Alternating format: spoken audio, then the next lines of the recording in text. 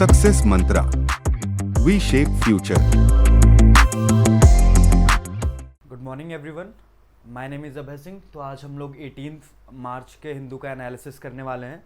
तो सबसे पहले फिर वही पुराना जो हम लोग का मेथड था उसी से स्टार्ट करेंगे। तो आज 18 मार्च है, तो आज हम देखेंगे कि आज कौन सा इम्पॉर्टेंट डे होता है कैलेंडर में 18 मार्च 2024। तो 18 मार्च 2022 को ऑर्डिनेंस फैक्ट्री डे होता है। तो इस चीज़ को किस लिए कमेमोरेट करते हैं, तो इस दिन 18 मार्च को कोसीपुर कोलकाता में पहली ऑर्डिनेंस फैक्ट्री खुली थी। उस चीज़ को कमेमोरेट करने के लिए हम लोग 18 मार्च को ऑर्डिनेंस फैक्ट्री डे सेलिब्रेट करते हैं। ठीक है, तो चलिए अब उसके बाद हम कुछ इंपॉर्टेंट न्यूज़ हेडलाइंस पर आएंगे। तो जो सबसे पहली इंपॉर्टेंट न्यूज़ हेडलाइन आज के लिए है वो है आपकी, जस्ट अ मिनट, पहली जो इम्पोर्टेंट न्यूज़ हेडलाइन है वो है कि जो बड़े रिसिपिएंट्स थे बेसिकली इलेक्टोरल बॉन्ड्स में, उन्होंने डेटा जो है वो पूरा कंप्लीट डेटा नहीं रिवील किया। तो कंप्लीट डेटा कौन सी डेटा की बात हो रही है यहाँ पे, तो जो बड़ी बड़ी पार्टीज़ है उनको कौन कौन सी कंपनीज़ ने या कौन कौन से इंडिविजुअल्स ने फ़ंड दिया है, ये चीज़ उन्होंने अभी तक इलेक्शन कमीशन ऑफ इंडिया को वो डेटा नहीं बताया कि उनको किस किस लोग, किन किन पार्टीज़ की तरफ से या किन किन कंपनीज़ की तरफ से, इंडिविजुअल्स की तरफ से क्या क्या और कितना कितना फ़ंड आया है। और इस चीज़ को लेकर के जो पॉलिटिकल पार्टीज़ का डिफेंस है, वो डिफेंस ये दे रही हैं कि उस टाइम पर ऐसा रूल नहीं था या ऐसा कोई मैंडेटरी गाइडलाइन या रूल नहीं था कि हम लोगों को डोनर का भी डेटा मेंटेन करना होगा, हमें डोनर की डिटेल्स भी अपने पास रखनी होंगी। लेकिन वहीं पे कुछ कुछ पार्टीज़ हैं जिन्होंने अपना डोनर का भी डेटा रिवील किया। उसमें से जो तीन पार्टीज़ हैं वो डीएमके, एनसीपी और जेडीएस है। इन्होंने अपने डोनर्स का भी नाम रिवील किया है कि कौन कौन से डोनर्स ने इनको कितना कितना फंड दिया है। तो अब अगली इम्पॉर्टेंट न्यूज़ पर चलते हैं। तो अगली इम्पॉर्टेंट न्यूज़ ये है कि अभी रिसेंट में क्या हुआ है कि फार्मूला 4 रेस जो हुई है वो हुई है कश्मीर में। तो ये रेस जो हुई है ये श्रीनगर में होस्ट की गई थी। बहुत ही फेमस है, आप सब लोगों ने सुना होगा डल लेक के बारे में। तो this formula 4 race was hosted on the banks of Dal lake. और इस इवेंट को क्यों ऑर्गेनाइज किया गया था, इस इवेंट को ऑर्गेनाइज करने का जो एक मेन रीज़न था वो था यहाँ के टूरिज्म को बढ़ावा देना। To promote the tourism of this particular area, government has organise this particular event formula 4 car race on the banks of Dal lake. ठीक है, तो अब हम लोग अगले इम्पॉर्टेंट न्यूज़ इवेंट की तरफ बढ़ेंगे। और अगला जो न्यूज़ इवेंट है वो है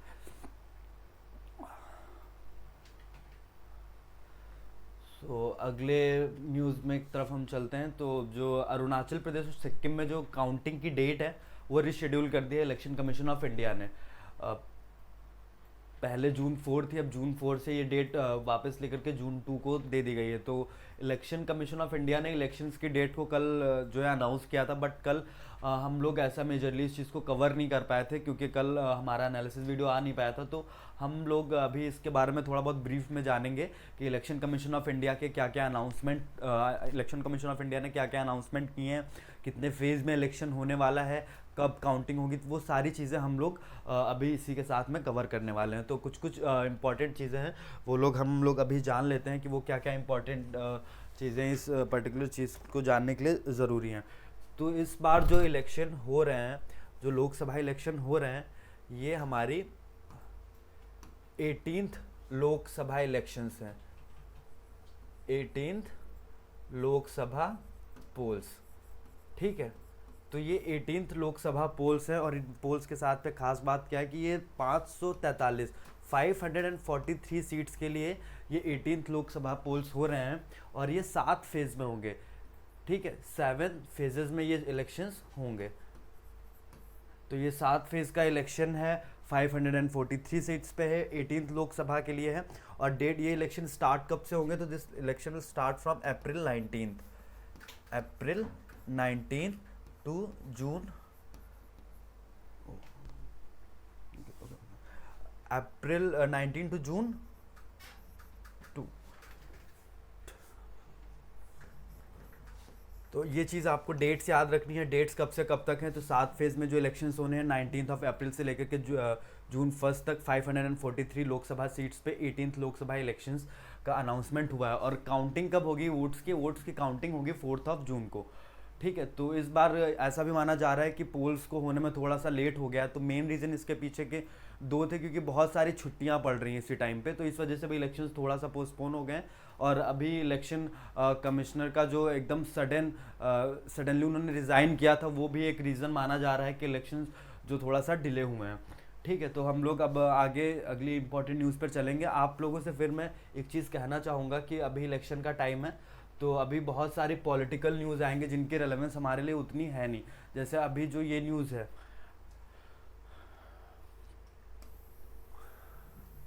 तो अभी जो जैसे ये न्यूज़ है, Modi targets YSRCP, Congress skips contentious issues in Andhra, show off strength. तो ये जैसे न्यूज़ है, इसका एग्ज़ाम के पॉइंट ऑफ व्यू से कुछ रेलेवेंस नहीं है, इसका सिर्फ ये एक न्यूज़ पीस है, क्योंकि अभी पॉलिटिकल जो सिनेरियो है कंट्री में वो बहुत ज़्यादा हाईलाइटेड है, क्योंकि 18th लोकसभा पोल्स जो हैं वो बहुत ही जल्दी होने वाले हैं। तो इसलिए अभी न्यूज़ प्लेटफॉर्म जो हैं वो बहुत सारा इलेक्शन या पॉलिटिकल न्यूज़ कवर कर रहे हैं, तो उस सबको हम स्किप करते हुए जो इंपॉर्टेंट न्यूज़ हमारे लिए हैं या जो हमारे ऑब्जेक्टिव को केटर करेंगी, हम सिर्फ उन्हीं न्यूज़ पे स्टिक करेंगे। हाँ, तो अब अगली चीज़ पर आते हैं। तो अगला जो इवेंट है वो है संगीत तो संगीत कलानिधि अवार्ड जो दिया गया है वो किसको दिया गया है इस बार, तो ये एक वोकलिस्ट हैं TM कृष्णा। तो इनको इस बार ये कार्नेटिक वोकलिस्ट हैं, ये इनको दिया गया है संगीत कलानिधि अवार्ड। ठीक है, तो और दो अवार्ड होते हैं, एक संगीत कलानिधि अवार्ड होता है, संगीत कलानिधि अवार्ड ये म्यूजिक के लिए है, और जो नृत्य कलानिधि अवार्ड है वो नीना प्रसाद जी को दिया गया है। तो इस पर्टिकुलर अवार्ड से रिलेटेड, संगीत कलानिधि अवार्ड से रिलेटेड कुछ चीज़ें हैं। पहले तो हम इस अवार्ड के बारे में जान लेते हैं, इस अवार्ड की इम्पोर्टेंस क्या है। तो ये जो अवार्ड है संगीत कलानिधि अवार्ड, ये जो है कार्नेटिक म्यूजिक के फील्ड में दिया जाता है। सो दिस संगीत Kalanidhi award is given in the field of Carnatic music. और इस पर्टिकुलर अवार्ड को देता कौन है, तो इस पर्टिकुलर अवार्ड को संगीत Kalanidhi award is conferred bye Madras music academy. तो दो चीज़ें आपको जाननी है कि इस अवार्ड को कार्नेटिक म्यूजिक में दिया जाता है और मद्रास म्यूजिक अकेडमी इस अवार्ड को देती है। इस बार जो कार्नेटिक म्यूजिक वोकलिस्ट हैं TM कृष्णा, उनको 2024 के संगीत कलानिधि अवार्ड के लिए सेलेक्ट किया गया है, और नृत्य कलानिधि अवार्ड के लिए नीना प्रसाद जी को सिलेक्ट किया गया है। तो ये चीज़ आपको याद रखनी है। अब अगले इंपॉर्टेंट न्यूज़ की तरफ हम लोग बढ़ेंगे।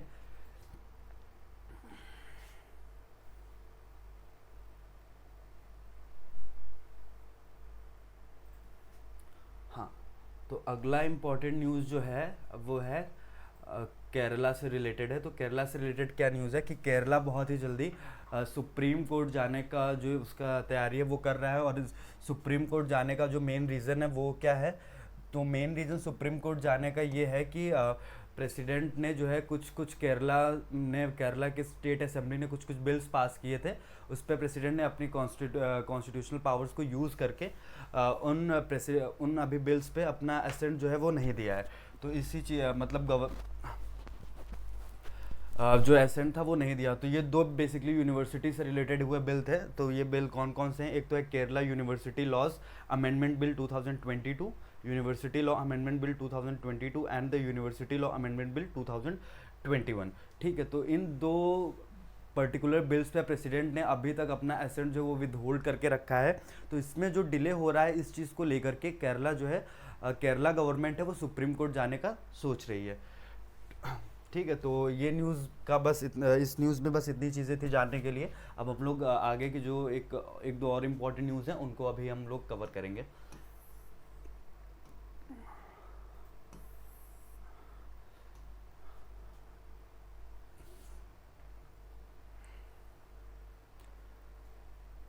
तो फिर अभी जैसे आप लोग आज भी देख पा रहे होंगे कि बहुत सारी न्यूज़ आइटम्स जो हैं आज की न्यूज़ चैनल में, आज के मतलब न्यूज़पेपर में भी, वो भी इलेक्टोरल बॉन्ड से रिलेटेड जो चीज़ें हैं वही चीज़ कवर कर रहे हैं। तो जैसे अभी हम लोगों ने परसों के न्यूज़पेपर में देखा था कि जो लॉटरी किंग के नाम से फेमस है future gaming and hotel services PR limited, इन्होंने सबसे ज़्यादा इलेक्टोरल बॉन्ड्स खरीदे थे 1368 करोड़ रुपीज़ के। और इन 1368 करोड़ रुपीज़ से इन्होंने 509 करोड़ रुपए इकलौती एक पार्टी है DMK, that is Dravida Munnetra Kazhagam, इसको इन्होंने 509 करोड़ रुपए चंदा दिया है सिर्फ एक पर्टिकुलर पार्टी को। और दूसरी जो न्यूज़ है कि जो इकोनॉमिक ऑफेंसेस विंग है छत्तीसगढ़ की, उसने जो छत्तीसगढ़ के फॉर्मर चीफ मिनिस्टर थे भूपेश बघेल, इनको महादेव बेटिंग ऐप केस, जो बेटिंग ऐप स्कैम केस हुआ था उसमें इनको जो है इन पे एफआईआर फाइल हुई है।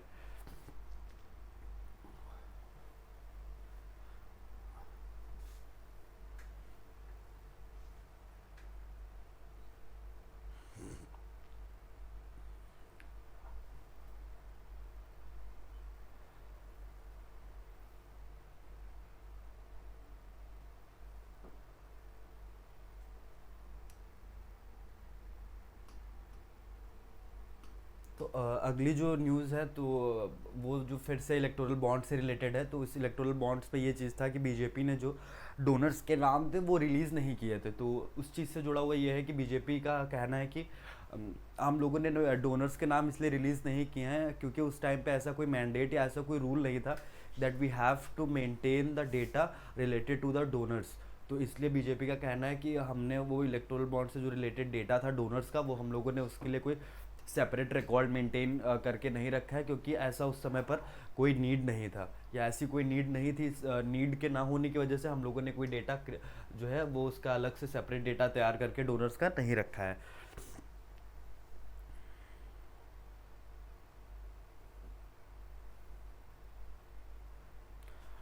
तो ये एक बहुत इम्पॉर्टेंट न्यूज़ है, इस न्यूज़ को हम लोग अभी कवर करने वाले हैं। तो ये न्यूज़ है, दरअसल एक शिप था, उसको सोमालियन पायरेट्स ने उसको हाईजैक कर लिया था। तो इंडिया के अभी एक 17 क्रू मेंबर्स जो थे उनको भी इस पर्टिकुलर शिप का जो नाम था वो था एमवी रुवेन।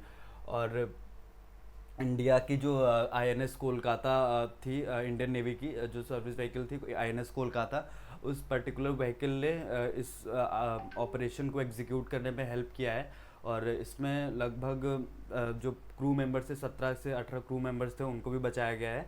और ये जो प्लेन था एम आई रूवेन, ये जो शिप थी एम आई रूवेन, ये 2023 दिसंबर में हाईजैक की गई थी। ये तब से हाईजैक शिप थी, इसको अब जा कर के सोमालियन पैरेट से छुड़ाया गया है।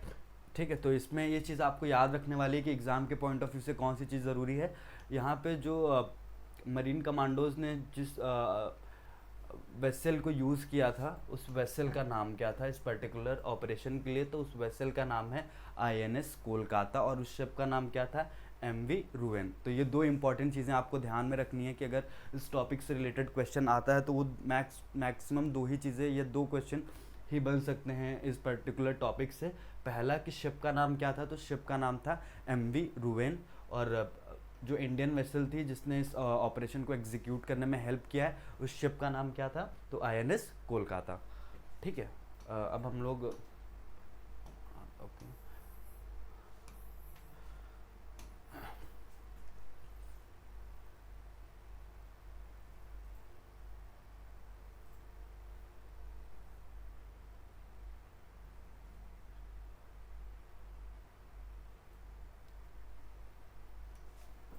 तो आज के एडिटोरियल पे आते हैं। तो आज का जो पहला एडिटोरियल है वो है many elections AIs dark dimension. तो इस टॉपिक में या इस पर्टिकुलर एडिटोरियल में इस पूरे पर्टिकुलर एडिटोरियल का जो जिस्ट है वो मैं आपको बता देता हूँ। इस पूरे आर्टिकल में ऑथर ने या कहिए जो चीज़ जो मेन इंपॉर्टेंट चीज़ पे फोकस करने की कोशिश की है वो ये है कि जैसे जैसे आर्टिफिशियल इंटेलिजेंस का यूज़ बढ़ रहा है अलग अलग डोमेन्स में, जैसे अभी आर्टिफिशियल इंटेलिजेंस फ़ोन से लेकर के आपकी डे टू डे एक्टिविटीज़ जो हैं उनमें भी आर्टिफिशियल इंटेलिजेंस का जो कंट्रीब्यूशन है वो डे बाय डे बढ़ता जा रहा है। तो ऐसे ही आर्टिफिशियल इंटेलिजेंस का या एआई का जो इस बार यूज़ है, जो पिछले 5 साल में हम कहें वो काफ़ी ज़्यादा मतलब बढ़ा है, और पिछले 1 से 1.5 साल में हम लोग काफ़ी ज़्यादा जगह पे एआई का यूज़ देख सकते हैं। तो इसी तरीके से जो इस बार 2024 के जनरल इलेक्शंस होने वाले हैं, या पर से अगर कहें सिर्फ इंडिया में नहीं वर्ल्ड वाइड काफ़ी सारे इस बार काफ़ी मेजर जो कंट्रीज़ हैं उनमें इलेक्शंस होने वाले हैं। जैसे रशिया में इलेक्शंस हो चुके हैं, इंडिया में शेड्यूल्ड हैं, और यूएस में नवंबर में इलेक्शंस होंगे। तो जैसे जैसे इलेक्शंस का टाइम करीब आता जा रहा है, या जैसे जैसे इलेक्शंस का टाइम और करीब आ रहा है, तो उसमें ये चीज़ जो सबसे इम्पॉर्टेंट चीज़ नज़र आ रही है कि क्या एआई जो है वो फेयर डेमोक्रेटिक प्रोसेस को किसी तरीके से हैम्पर कर सकता है। फेयर डेमोक्रेटिक प्रोसेस में एआई किसी तरीके का जो वो है वो रुकावट डाल सकता है, अड़चन डाल सकता है। तो ये जो पूरा आर्टिकल है उसी चीज़ को कवर कर रहा है। तो अभी हम इसमें एक दो चीज़ें हम लोग और जानेंगे। तो पहली बात तो ये है कि इंडिया में इलेक्शंस का डेट तो आप लोगों को पता चल ही गया होगा। अप्रैल 19 से जून 1 तक 7 फेज में इलेक्शंस होने हैं। ठीक है, तो आप जैसे इलेक्टोरल बिहेवियर्स और इन सब चीज़ों को, जैसे इलेक्टोरल बिहेवियर्स या ह्यूमन बिहेवियर को मैच करने के लिए या उन चीज़ों को बेटर अंडरस्टैंडिंग के लिए एआई के जो जनरेटिव टूल्स होते हैं वो काफ़ी ज़्यादा हेल्पफुल होते हैं। तो इसीलिए माना जा रहा है कि इलेक्शन का जो प्रोसेस होता है, जो फेयर इलेक्शन का प्रोसेस होता है, उसमें एआई का जो मतलब इंक्लूजन है वो किस तरीके से उस पर्टिकुलर या पूरे फेयर प्रोसेस को हैम्पर करेगा। तो ये जो आपका टॉपिक था या कहीं ये जो आर्टिकल था एडिटोरियल में, ये मेनली इसी चीज़ से रिलेटेड था कि the impact of artificial intelligence on the electoral process. तो ये इसका जिस्ट जो था वो यही 4-5 शब्द थे कि the impact of artificial intelligence on fair electoral process. तो अगले जो इम्पोर्टेंट न्यूज़ है या अगली जो न्यूज़ है उसका वो न्यूज़ है म्यांमार से जुड़ी हुई।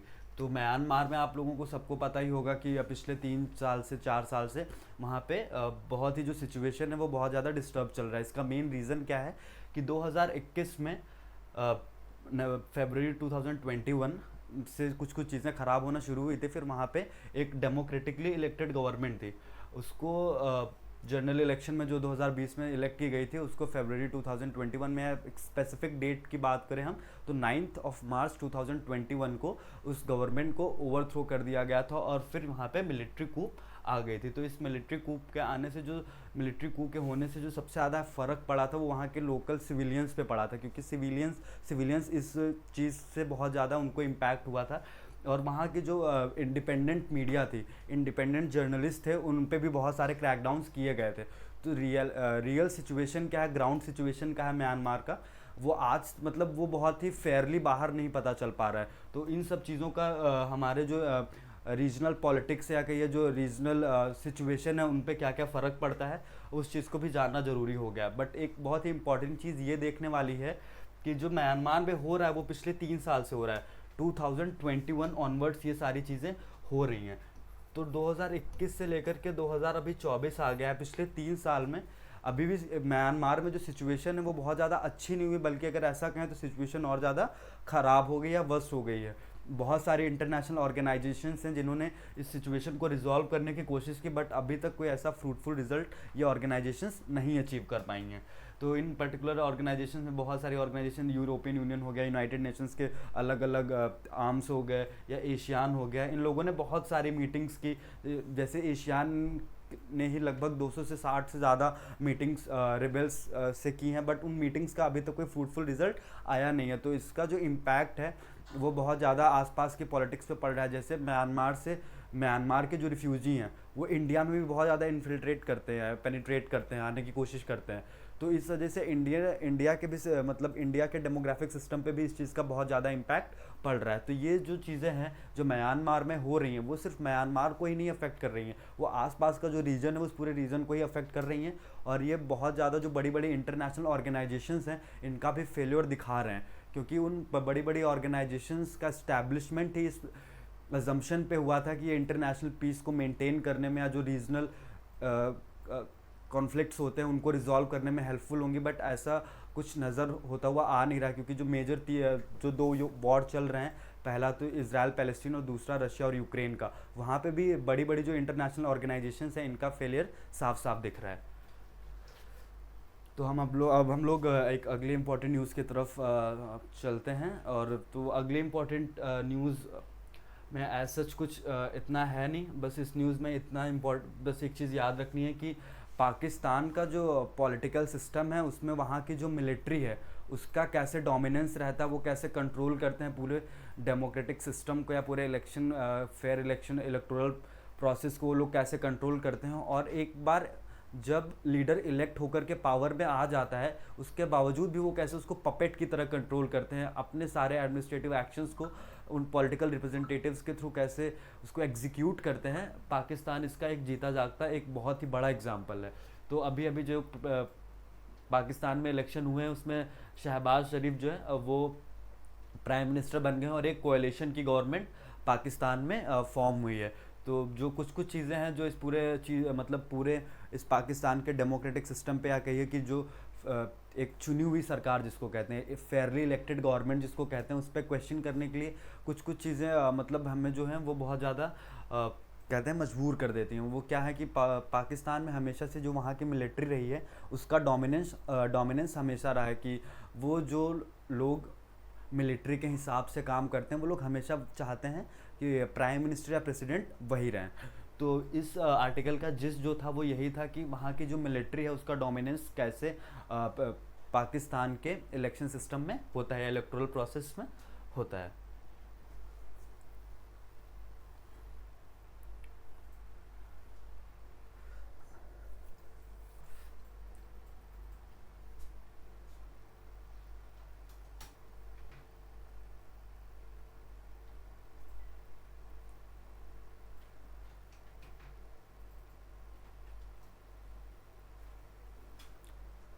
तो अगला जो न्यूज़ है वो है कि जो नए इलेक्शन कमिश्नर्स होते हैं उनका सिलेक्शन जो है वो कैसे होता है। तो अभी तक ऐसा कोई फिक्स या सेट रूल्स और रेगुलेशंस नहीं थे, या ऐसा कोई लॉ नहीं था जिसके हिसाब से इलेक्शन कमिश्नर्स का, चीफ इलेक्शन कमिश्नर का मतलब जो कहते नहीं उसका चुनाव होता है, उसको जैसे चूज़ किया जाता है, वो कोई सेट क्राइटेरिया नहीं था।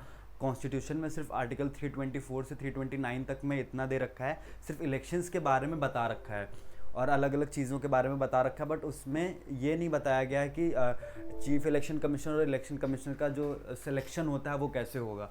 तो इस चीज़ के बारे में जो अभी जो रिसेंट दो लोगों का अपॉइंटमेंट हुआ है इलेक्शन कमिश्नर के तौर पे, वो है ज्ञानेश कुमार और Sukhbir Singh.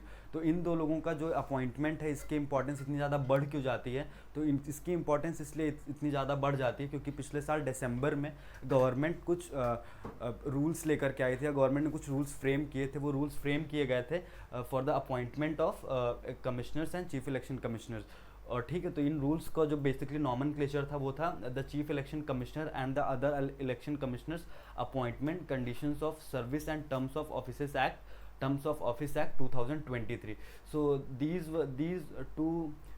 two election commissioners are the like the first election or the first commissioners who are appointed under these rules। तो इसलिए इनके अपॉइंटमेंट की इम्पोर्टेंस इतनी ज़्यादा बढ़ भी जाती है। पर जो अभी की कमिटी है, जो कमेटी इन लोगों को अपॉइंट करती है, उस कमेटी में 3 मेंबर होते हैं। वो 3 मेंबर कौन कौन होते हैं? एक प्राइम मिनिस्टर होता है, यूनियन होम मिनिस्टर या union minister, and the leader of the opposition और the leader of the single largest party in the Lok Sabha. तो उस हिसाब से 3 मेंबर की जो कमेटी होती है इसमें 3 लोग कौन कौन हो गए? एक तो प्राइम मिनिस्टर हो गए, दैट इज़ नरेंद्र मोदी, और मिनिस्टर में आ गया अमित शाह, और leader of the single largest party in the Lok Sabha तो वो अधीर रंजन चौधरी। ठीक है, तो ये 3 लोगों की कमेटी थी जिसने इन 2 लोगों को, ज्ञानेश कुमार और सुखबीर सिंह संधू को, इलेक्शन कमिश्नर के लिए जो नाम फाइनल किए गए हैं उनकी कमेटी में ये 3 लोग थे। ठीक है, और ये जो 3 नाम चुने गए हैं ये 6 लोगों का जो 6 लोगों का एक पैनल होता है वो रिकमेंड करता है इन नामों को। ठीक है, तो इस पर्टिकुलर रूल्स और रेगुलेशंस को बनाने की ज़रूरत क्या पड़ी थी? क्योंकि मार्च 2023 में एक अनूप बरनवाल का जजमेंट आया था। अनूप बरनवाल केस एक हुआ था, उस केस में चीफ जस्टिस ऑफ इंडिया ने अपने आप को भी इंक्लूड कर लिया था उस कमेटी में जो चीफ इलेक्शन कमिश्नर्स और इलेक्शन कमिश्नर्स को अपॉइंट करेगी। तो इस चीज़ को सुपरसीड करने के लिए सुप्रीम कोर्ट ने इंडियन गवर्नमेंट ने एक रूल्स फॉर्म किए थे to exclude chief justice of India from the selection committee. तो उस चीज़ को करने के लिए ये रूल्स बने थे। फिर उस रूल्स में से, इस रूल के आने के बाद से चीफ जस्टिस ऑफ इंडिया को हटा दिया गया था। और अब जो 3 लोग सिलेक्शन कमेटी में हैं उसमें कौन कौन है? Prime minister, a union minister and the leader of the single largest party in the Lok Sabha. ठीक है, तो इस प्रोसेस को क्रिटिसाइज़ भी क्यों करते हैं? क्योंकि जो सिलेक्शन कमेटी है उसमें सिर्फ 3 लोग हैं, और 3 लोगों में मतलब मेजॉरिटी फॉर्म करने के लिए 2 लोगों की ज़रूरत होती है।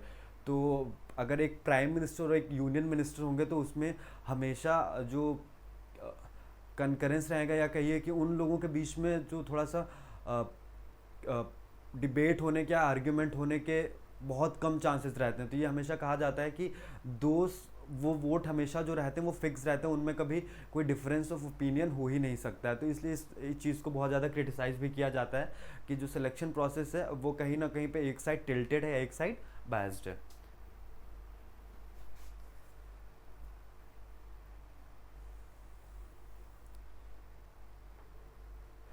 तो और इंटरनेशनल फ्रंट पे अगर देखें तो इंटरनेशनल फ्रंट पे जो आज के द हिंदू में इंपॉर्टेंट न्यूज़ हेडलाइन लगी है मेरे को, वो है कि ईरान ने जो है डोमेस्टिक ऑयल कंपनीज़ हैं उनके साथ में $13 बिलियन के ऑयल प्रोडक्ट्स जो different different oil related agreements हैं उनको साइन किया है, just to boost the production of the oil. तो ये सब चीज़ों ये सब स्टेप ये चीज़ करने के लिए या जो ये चीज़ करने का जो मेन रीज़न है वो है यूएस या जो अलग अलग कंट्रीज़ ने बहुत तरीके के सैंक्शंस ईरान पे इम्पोज कर रखे हैं, उस चीज़ को ओवरकम करने के लिए, उस चीज़ को के सुपरसीड करने के लिए ईरान ने जो लोकल या जो कहें उनके नेटिव या नेशनल ऑयल कंपनीज़ हैं उनके साथ में $13 बिलियन का एक अग्रीमेंट जो है वो साइन किया, जस्ट टू इम्पोर्ट द और just to boost the production of the oil.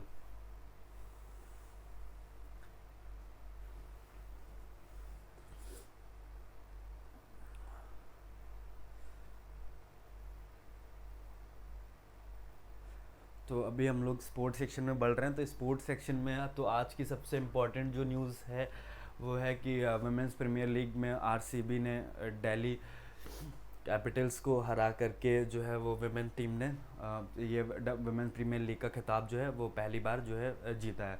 तो जो लड़कों ने नहीं कर दिखाया वो लड़कियों ने कर दिखाया है। तो ये WPL का जो टाइटल है इसको आरसीबी ने जीता है डीसी को हरा करके। और अगला जो इम्पोर्टेंट न्यूज़ है स्पोर्ट्स सेक्शन में वो जुड़ा हुआ है इंग्लैंड ओपन बैडमिंटन टूर्नामेंट से। तो इंग्लैंड ओपन बैडमिंटन टूर्नामेंट के इस बार के विनर्स कौन कौन है? तो मेल कैटेगरी में इंडोनेशिया के जोनाटन क्रिस्टी और फीमेल में स्पेन की कैरोलिना मारिन, ये दोनों लोगों ने इंग्लैंड ओपन बैडमिंटन टूर्नामेंट जीता है। कैरोलिना मारिन का ये second all India England title है और ये स्पेन से आती हैं। और अगली जो न्यूज़ है वो ट्रैक एंड फील्ड से जुड़ी हुई है। तो ट्रैक एंड फील्ड में जो इम्पोर्टेंट न्यूज़ है वो है कि एशियन गेम के जो ब्रॉन्ज मेडलिस्ट थे एथलीट गुलवीर सिंह, इन्होंने 16 साल पुराना एक 10,000 मीटर में नेशनल रिकॉर्ड था उसको तोड़ा है और ये अभी जो उसके हीट में सेकंड नंबर पर ये आए थे। और इन्होंने जो सबसे इम्पोर्टेंट चीज़ है वो 10,000 मीटर में 16 साल पुराना नेशनल रिकॉर्ड तोड़ा है। और इनका नाम क्या है एथलीट का? गुलवीर सिंह।